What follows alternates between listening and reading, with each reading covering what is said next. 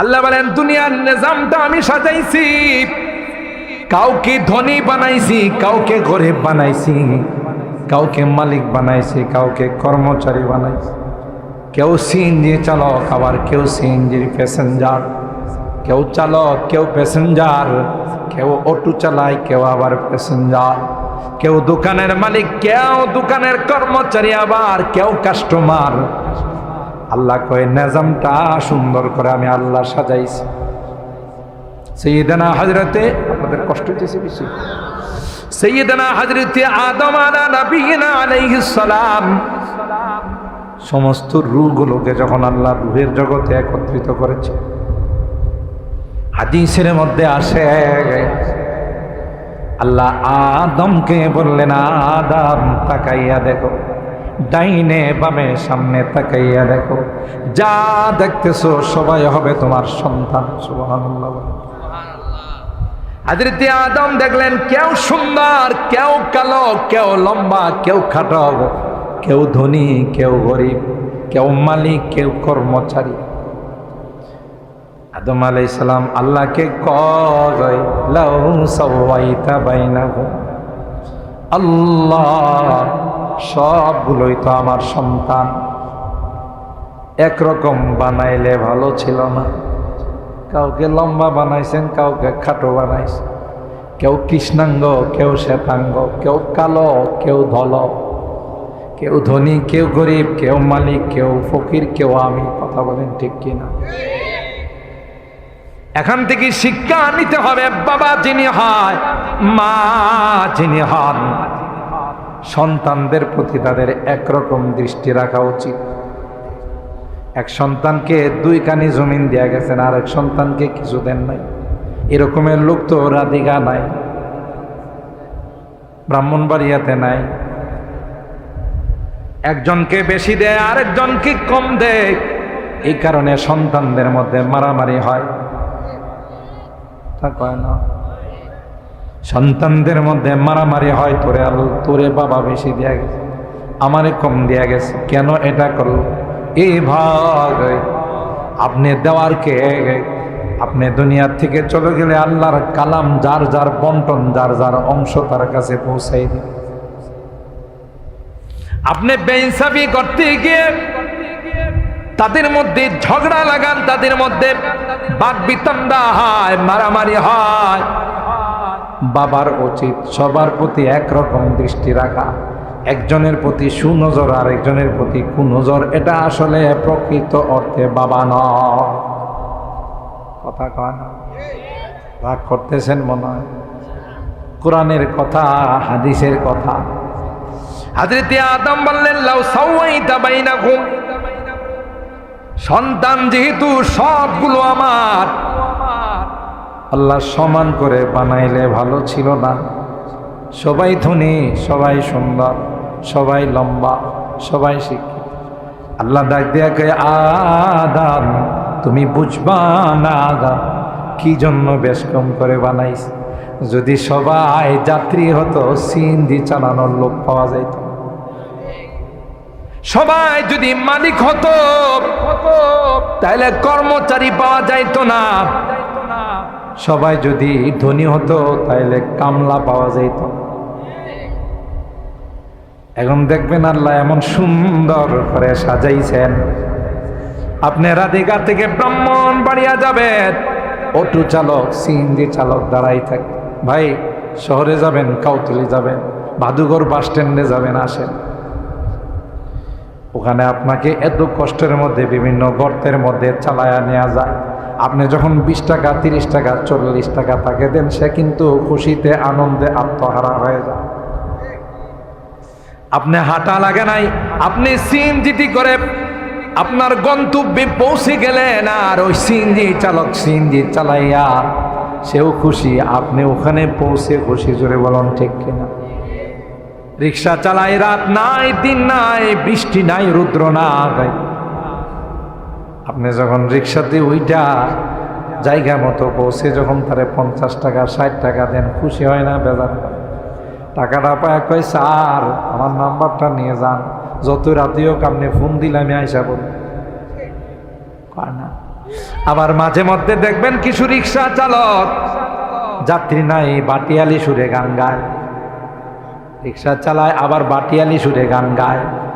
কি খুশিতে গায় না দুঃখে গায়? কথা কয় খুশিতে গায়। আল্লাহ বলেন আমি প্রত্যেককে যার যার জায়গাতে বানাই দিলাম, না হয় দুনিয়ার নিজাম নষ্ট হয়ে যেত। কিসমত কিয়া হর শাই কো কসাম আজল নে, किस्मत किया हर शाय को कस्साम अज़ल ने, जिस चीज को जिसके लिए काबिल नजर आया। बुलबुल को दिया नाला व परवाना को जलना, बुलबुल को दिया नाला व परवाना को जलना, गम हमको दिया सबसे जो मुश्किल नजर आया। কি সুন্দর কথা দেখছেন, যাকে যা দেওয়ার তা দিয়ে আমার আল্লাহ সৃষ্টি করেছেন। সুবহানাল্লাহ বলে। কিন্তু আপনি মনে করেন আপনি মালিক হয়ে অনেক বড় ফেরেশতা হয়ে গেছে। হযরত মুআফিয়া রাদিয়াল্লাহু তাআলা আনহু চিঠি লিখলেন সিরিয়া থেকে আমিরুল মুমিনিন হযরত উসমান ইবনে আফফান রাদিয়াল্লাহু তাআলা আনহুর কাছে। বুখারী শরীফের হাদিস। আপনারা মনে করেন না যে হুজুরের মধ্যে বসে গল্প করতেছে, এখন তো বিপদ। বুখারী শরীফের হাদিস না খুলো একদল কি কই জানেন, এটা সহিহ হাদিস না। আপনাদের এই এলাকায় নাই, আমাদের ঢাকাতে আছে একদল বাইরেছে, এরা সহিহ হাদিস না জয়ীফ হাদিস না দুর্বল হাদিস বগল বুখারী শরীফ লয়া লয়া ঘুরে কথা কন। এটা গল্প না, বুখারী শরীফের কথা। যে আবু যরকে আপনি একটু ডাইকা নসিহত করে দেন, কাহারো ঘরে যদি একদিনের বেশি খানা দেখে কোনো কথা নাই, পিটানো শুরু করে, এ তো বিশাল ফিতনা হয়ে যাইতেছে এলাকায়। তো হযরত উসমান ইবনে আফফান রাদিয়াল্লাহু তাআলা আনহু যেহেতু মুরব্বী সাহাবী আবু যর গিফারি রাদিয়াল্লাহু তাআলা, একটা মাজমা একটা মজলিস বসাইছে। সাহাবীদেরকে বলছেন যে আমি ইদ্তেখার করা, স্টক করা খোরাক ঘরের মধ্যে রাখার বিষয়ে মাসআলা উঠাও। আপনারা একে একে মতামত দিবেন, তাতে আবু যর গিফারি বুঝে যাবে যে না এটা আমি যা করতেছি ঠিক। এটার সমাধানের জন্য এমন একটা সুরত বাইর করছে।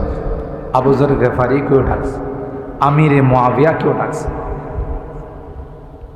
ডাকার পর এই মাসআলা তিনি যখন উত্থাপন করছেন, কোন সাহাবী জবাব দিতে পারে নাই। সবার আগে লাঠি নিয়ে দাঁড়াইছে আবু যর গিফারি। সুবহানাল্লাহ কইবেন না?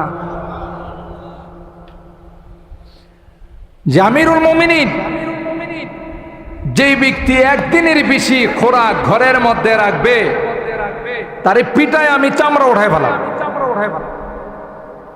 হযরত উসমান ইবনে আফফান চিন্তা করে দেখলেন, হায়রে, যেই কারণে এখানে মজলিস বসাইলাম যে মাসআলার হল করব, হল তো দিয়ে দিছে লাঠি দিয়ে, আর কারো তো কথা বলতেই দিই। তখন হযরত আবু যর গিফারি রাদিয়াল্লাহু তাআলা আনহুকে বললেন, আপনি মনে কিছু না করলেন, আপনি আপনার মুরব্বী সাহাবী, আপনি লোকালয়ে বসবাস করেন না। লোকালয়ে বসবাস করলে প্রতিদিন দেন দরবার করা লাগবে, বিচার সালিশ করা লাগবে। আপনি রাবাজা নামক জায়গাতে ওখানে বসবাস করেন, ওখানে নির্জনে থাকেন, বাইতুল মাল থেকে আপনার থাকা খাওয়ার এগুলো সব বন্দোবস্ত করেন।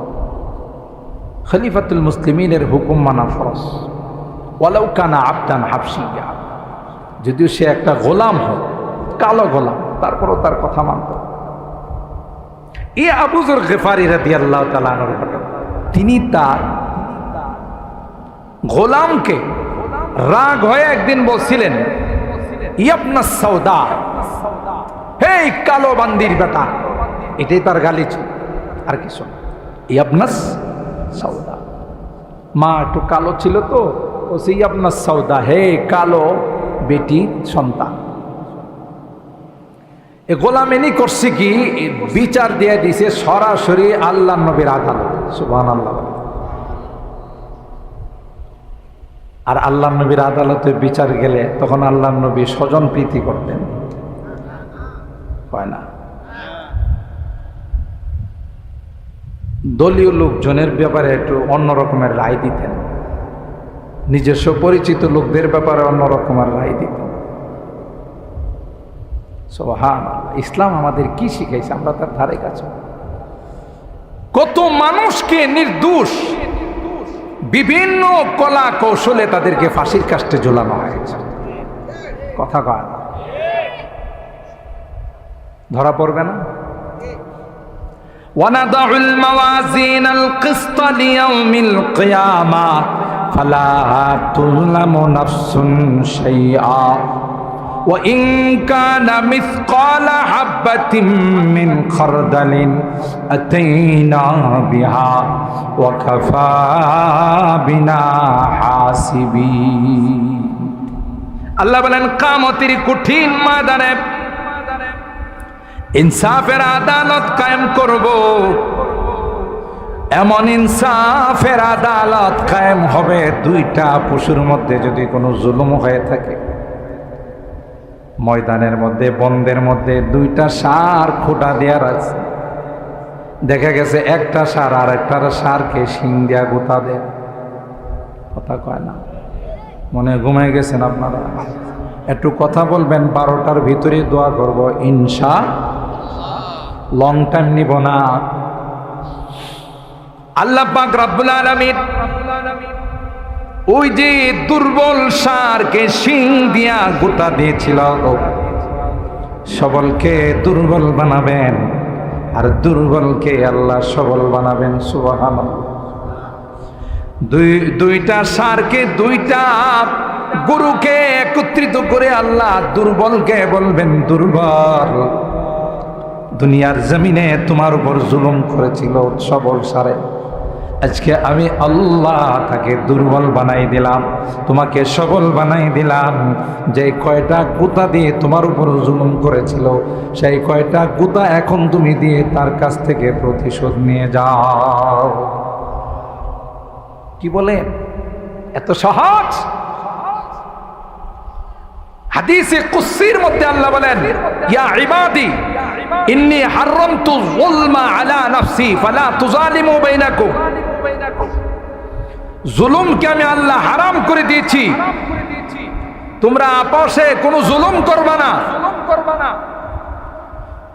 জালেম যখন জুলুম করে, মাজলুম যখন তারই নির্যাতিত হাতগুলো আল্লাহর দরবারে উঠায়, বদদুয়া করে, লাইসা বাইনাহু ওয়া বাইনাল্লাহি হিজাব, এই বদদুয়া ডাইরেক্ট আল্লাহর আরশের মধ্যে ধাক্কা লাগায়। ঠিক কিনা বলেন?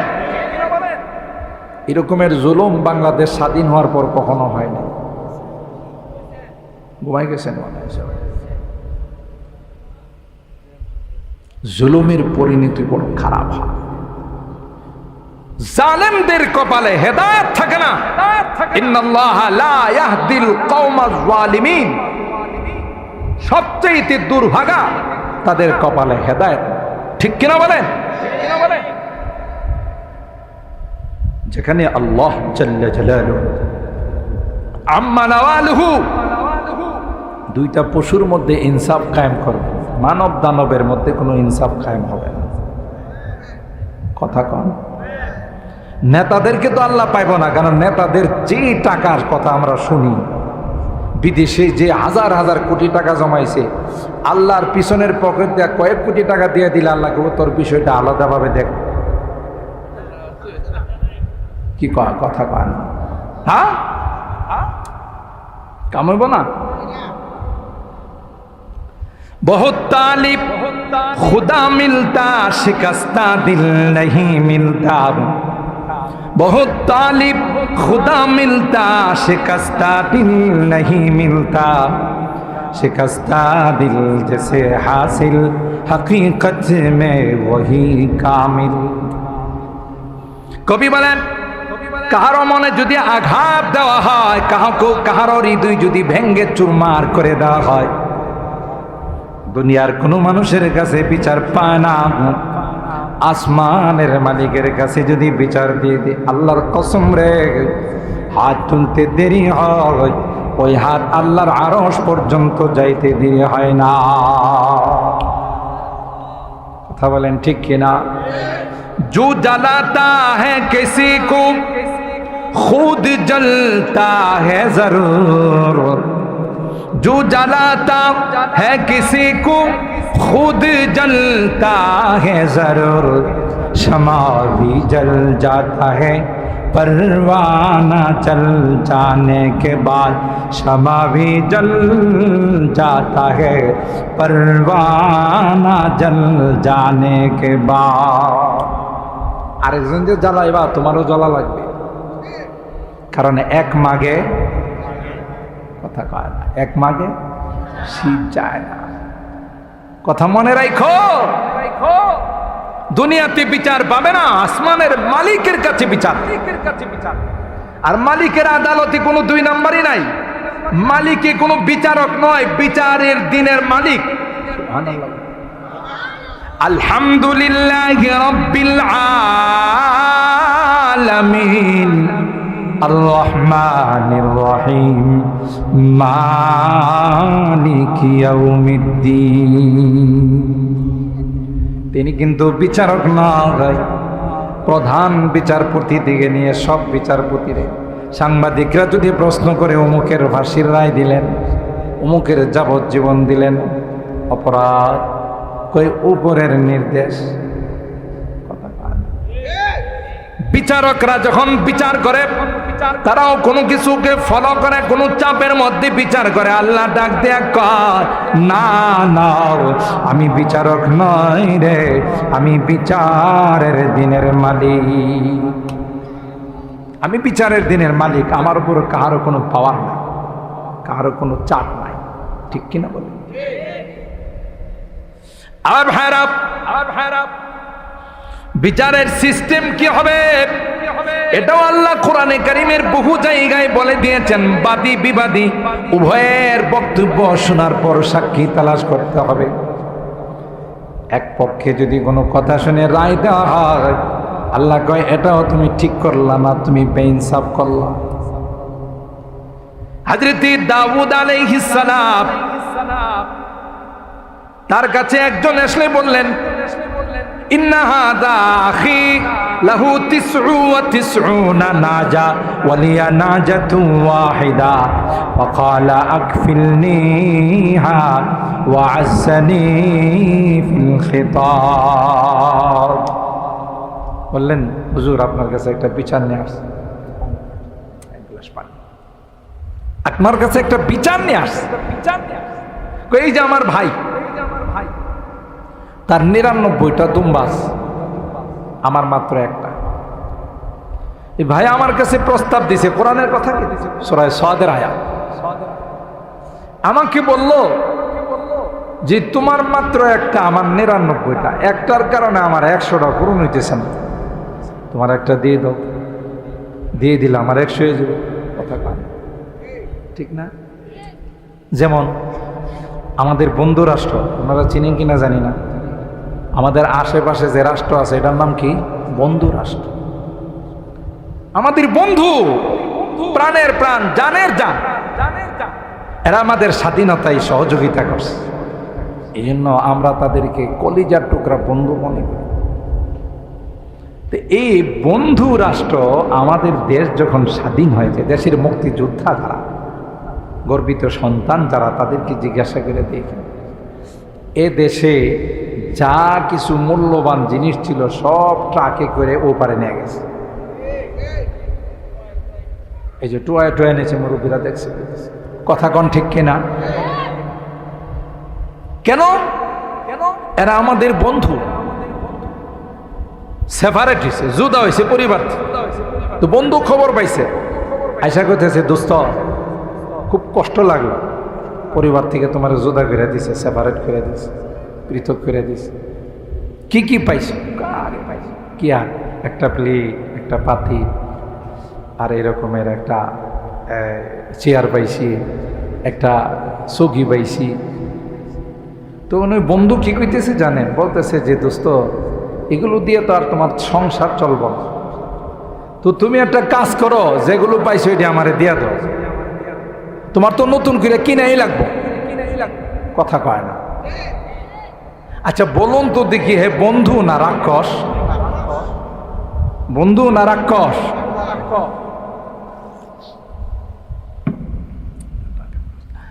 তো হ্যাঁ, যদি প্রকৃত বন্ধু হতো তাইলে বলতো দোস্ত এমনি তো তোমার মন খারাপ, সেপারেট হয়ে গেছো, তোমার কি কি লাগবে বলো, আমি লিস্টি করে দাও, বাজার থেকে কিনে দিয়ে যাবো।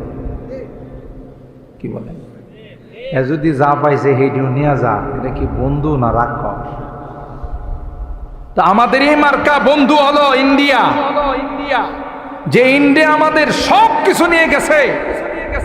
এরপরও রাত্রের আধারে বেড়িবাঁধ খুলে দিয়ে আখাউড়ার মানুষ, ফেনীর মানুষ, নোয়াখালীর মানুষ কি পানিতে ডুবায় মারার ষড়যন্ত্র করছে। এটা হলো বন্ধু।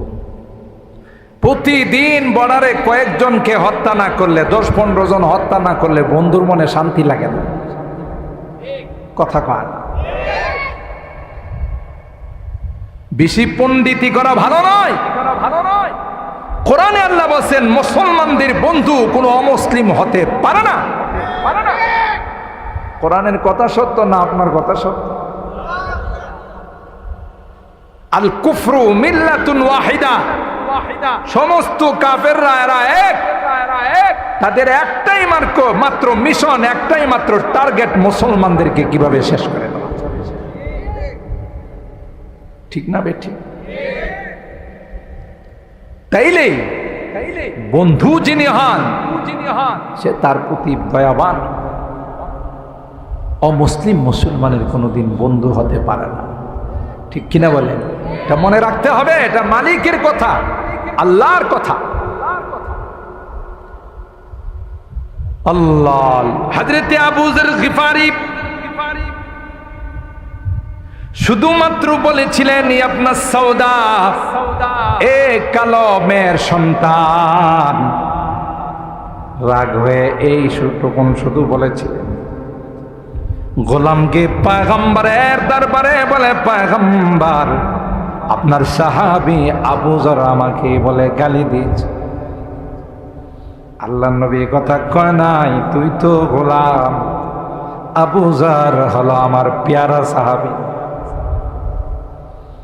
দেরি করে নাই পয়গম্বর সাথে সাথে আবু যর, এরা তোমাদের অধীনস্থ হয়ে কাজ করে, তোমার গোলাম, তোমার বান্দি, তোমার কর্মচারী। কিন্তু মনে রেখো দুনিয়ার এই তরতিবটা, নিজামটা কে সাজাইছে? জোরে কোন? সূরাতুল যুখরুফের মধ্যে আমার আল্লাহ বলেন, নাহনু কাসামনা বাইনাহুম মাঈশাতাহুম ফিল হায়াতিদ দুনিয়া ওয়া রাফা'না বা'দাহুম ফাওকা বা'দিন দারাজাত লিয়াত্তাখিযা বা'দুহুম বা'দান সুখরিয়া ওয়া রাহমাতু রাব্বিকা খায়রুম মিম্মা ইয়াজমাউন। আল্লাহ বলেন দুনিয়ার নিজামটা আমি সাজাইছি, কাউকে ধনী বানাইছি, কাউকে গরিব বানাইছি, কাউকে মালিক বানাইছি, কাউকে কর্মচারী বানাইছি। কেউ সিএনজি চালক, আবার কেউ সিএনজির প্যাসেঞ্জার, কেউ চালক, কেউ প্যাসেঞ্জার, কেউ অটো চালায়, কেউ আবার প্যাসেঞ্জার, কেউ দোকানের মালিক, কেউ দোকানের কর্মচারী, আবার কেউ কাস্টমার। আল্লাহ কয় নিজামটা সুন্দর করে আমি আল্লাহ সাজাইছি। সাইয়েদনা হযরতে, আপনাদের কষ্ট হচ্ছে বেশি, সাইয়েদনা হযরতে আদম আলা নবিয়িনা আলাইহিস সালাম সমস্ত রূহগুলোকে যখন আল্লাহ রূহের জগতে একত্রিত করেছে, হাদিসের মধ্যে আসে আল্লাহ আদমকে বললেন, আদম তাকাইয়া দেখো, ডাইনে বামে সামনে তাকাইয়া দেখো, যা দেখতেছো সবাই হবে তোমার সন্তান। সুবহানাল্লাহ। হযরতে আদম দেখলেন কেউ সুন্দর, কেউ কালো, কেউ লম্বা, কেউ খাটো, কেউ ধনী, কেউ গরিব, কেউ মালিক, কেউ কর্মচারী।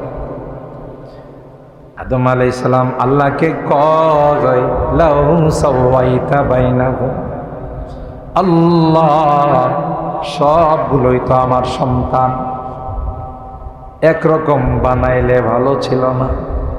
কাউকে লম্বা বানাইছেন, কাউকে খাটো বানাইছেন, কেউ কৃষ্ণাঙ্গ, কেউ শ্বেতাঙ্গ, কেউ কালো, কেউ ধল, কেউ ধনী, কেউ গরিব, কেউ মালিক, কেউ ফকির, কেউ আমি। কথা বলেন ঠিক কিনা?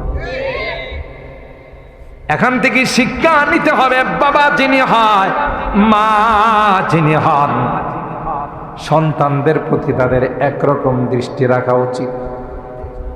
এক সন্তানকে 2 কানি জমিন দেয়া গেছেন, আর এক সন্তানকে কিছু দেন নাই। এরকমের লোক তো রাধিকা নাই, ব্রাহ্মণবাড়িয়াতে নাই। একজনকে বেশি দেয়, আরেকজনকে কম দেয়। এই কারণে সন্তানদের মধ্যে মারামারি হয়। তা কয় না, সন্তানদের মধ্যে মারামারি হয়। তোরে বাবা বেশি দেয়া গেছে, আমারে কম দেয়া গেছে, কেন এটা করলো? এই ভাগ আপনি দেওয়ার কে? আপনি দুনিয়ার থেকে চলে গেলে আল্লাহর কালাম যার যার বন্টন, যার যার অংশ তার কাছে পৌঁছাই দিবে। আপনি বেইনসাফি করতে গিয়ে তাদের মধ্যে ঝগড়া লাগান, তাদের মধ্যে বাকবিতণ্ডা হয়, মারামারি হয়। বাবার উচিত সবার প্রতি একরকম দৃষ্টি রাখা। একজনের প্রতি সুনজর, আর একজনের প্রতি কুনজর। এটা আসলে প্রকৃত অর্থে বাবা নয়। কথা কয় না? রাগ করতেছেন মনে হয়? কোরআনের কথা, হাদিসের কথা। হযরত আদম বললেন, লাউ সাওয়াইতা বাইনাকুম, সন্তান যেহেতু সবগুলো আমার, আল্লাহ সমান করে বানাইলে ভালো ছিল না? সবাই ধনী, সবাই সুন্দর, সবাই লম্বা, সবাই শিক্ষিত। আল্লাহ ডাক দিয়া কয়, আদম তুমি বুঝবা না আদম কি জন্য বেশ কম করে বানাইস। যদি সবাই যাত্রী হতো, সিএনজি চালানোর লোক পাওয়া যাইত। সবাই যদি মালিক হতো, তাহলে কর্মচারী পাওয়া যাইত না। সবাই যদি ধনী হতো, তাহলে কামলা পাওয়া যাইত। এখন দেখবেন আল্লাহ এমন সুন্দর করে সাজাইছেন।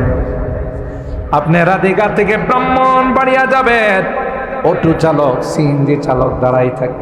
ভাই শহরে যাবেন, কাউতলি যাবেন, ভাদুঘর বাস স্ট্যান্ডে যাবেন, আসেন। ওখানে আপনাকে এত কষ্টের মধ্যে বিভিন্ন গর্তের মধ্যে চালায়া নেওয়া যায়।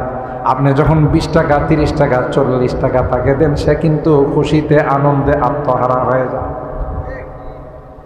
আপনি হাঁটা লাগে নাই, আপনি সিএনজি করে আপনার গন্তব্যে পৌঁছে গেলেন, আর ওই সিএনজি চালক সিএনজি চালাইয়া সেও খুশি, আপনি ওখানে পৌঁছে খুশি। জোরে বলুন ঠিক কিনা?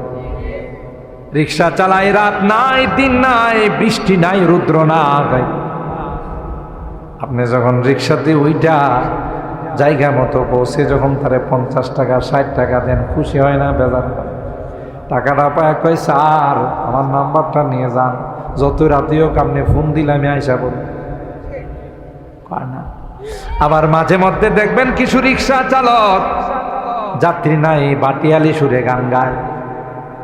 রিক্সা চালায়, আবার বাটিয়ালি সুরে গান গায়। কি খুশিতে গায় না দুঃখে গায়? কথা কয় না, খুশিতে গায়। আল্লাহ বলেন, আমি প্রত্যেককে যার যার জায়গাতে বানাই দিলাম। না হয় দুনিয়ার নিজাম নষ্ট হয়ে যেত। কিসমত কিয়া হর শাই কো কসম আজল নে, কিসমত কিয়া হর শাই কো কসম আজল নে, जिस चीज को जिसके लिए काबिल नजर आया। बुलबुल को दिया नाला व परवाना को जलना, बुलबुल को दिया नाला व परवाना को जलना, गम हमको दिया सबसे जो मुश्किल नजर आया। কি সুন্দর কথা দেখছেন। যাকে যা দেওয়ার তা দিয়ে আমার আল্লাহ সৃষ্টি করেছেন। সুবহানাল্লাহ বলেন। কিন্তু আপনি মনে করেন আপনি মালিক হয়ে অনেক বড় ফেরেশতা হয়ে গেছে। আপনার কর্মচারী না থাকলে আপনি ওকিল, আমার ড্রাইভার সাহেব না থাকলে আমার গাড়ি গ্যারেজে পড়ে থাকে। কথা কোন ঠিক কিনা? এই গাড়ি দিয়ে আমি কোনো উপকার পাইতাম না। আমার ড্রাইভার আছে, চালায়, আমি রীতিমতো নিয়মিত আপনাদের মাহফিলে পৌঁছে গেলাম, যেখানে ইচ্ছা সেখানে আরাম করে এসির মধ্যে বসে বসে যাই। আমি যদি কই ড্রাইভারের দরকার নাই, তাইলে কি আমার সংসার চলবে? তাইলে কি আমার জিন্দেগি চলবে? ড্রাইভার যদি বলে আমার মালিকের দরকার নাই, তাইলে তার জিন্দেগিও চলবে। আল্লাহ ওতপ্রোতভাবে একজনের সঙ্গে আরেকজনকে জড়িয়ে দিয়েছেন, কিন্তু ইসলাম বলে না না, মনে করবা না সে তোমার অধীনস্থ, মনে করবা না সে তোমার থেকে নিচে, বংশ দিয়ে পদ পদবি দিয়া কোনো মর্যাদা হয় না। আল্লাহ ডাক দিয়া বলেন ইন্না আকরামাকুম ইনদাল্লাহি আতকাকুম। হযরত বেলাল গোলাম হয়, দেখতে সুন্দর না, হাফসি গোলাম, ঠোঁটগুলো মোটা মোটা। হযরত বড় হুজুর রহমাতুল্লাহ আলাইহি প্রায় বলতেন, কে একটা গোলাম, চুলগুলো কুকরানো, ঠোঁটগুলো মোটা মোটা, চেহারাটা কালো। এই বেলালের দাম কম না বেশি? আর জোরে বলেন। এই বেলালের মর্যাদা আল্লাহর কাছে এত বেশি, যেই বেলাল উমাইয়ার গোলাম ছিল, আল্লাহর হাবিব কয় বেলাল মেরাজের রজনীতে জান্নাতের মধ্যে তোমার পায়ের আওয়াজ শুনছি। আরো আস্তে সুবহানাল্লাহ কম। হে বেলাল, কি আমল করো রে বেলাল, যে আমলের কারণে তোমার মর্তবা এত বেড়ে গেল? হযরত বেলাল চোখের পানি ছেড়ে দিয়া কয়, পয়গম্বর এমন কোন বড় আমল আমি করি না যে আমলের কারণে এত বড় মর্যাদা হয়ে যাবে। মনে হয় আমার আল্লাহ আমার উজুর পর 2 রাকাত নফল নামাজ, দুখুলুল মসজিদ, মসজিদে প্রবেশ করার পর 2 রাকাত নামাজ, মনে হয় গো আমার আল্লাহ কবুল করে নিয়েছেন, তাই আমার আল্লাহ এত বড় মর্যাদা দিয়েছে। বুঝা গেল? বংশ দিয়ে নয়, তাকওয়া দিয়ে, ঈমান দিয়ে, আমল দিয়ে মর্তবা। আল্লাহর হাবিব হযরত আবু যর গিফারি রাদিয়াল্লাহু তাআলা আনহু কে ডাক দেখায়, আবু যর, তুমি কি তোমার কর্মচারী তোমার গোলামকে বলে গালি দিছো আপনার সওদা? কই হুজুর কইছে, কই আসলে তো ইসলাম গ্রহণ করছো, মুসলমান হইছো, এখনো আগের অভ্যাসটা পাল্টায় না। সুবহানাল্লাহ। এরপরে আল্লাহ নবী ডিক্লার দিলেন, হুম ইখওয়ানুকুম জাআলাহুমুল্লাহু তাহতা আইদিকুম, এরা তোমাদেরই ভাই, তোমাদেরকে মালিক বানাইছেন, তাদেরকে আল্লাহ তোমাদের অধীনস্থ বানাইছেন, কর্মচারী বানাইছেন। তাই কখনো এরকমের আচরণ করো না। তুমি যা খাইবা তা খাওয়াইবা, তুমি যা পরিধান করবা তাকে পরিধান করাইবা, কোনোদিন ছোট বলে কাউকে দেখবা না। সুবহানাল্লাহ। হযরত আবু যর নির্জন এলাকায় বসবাস করে।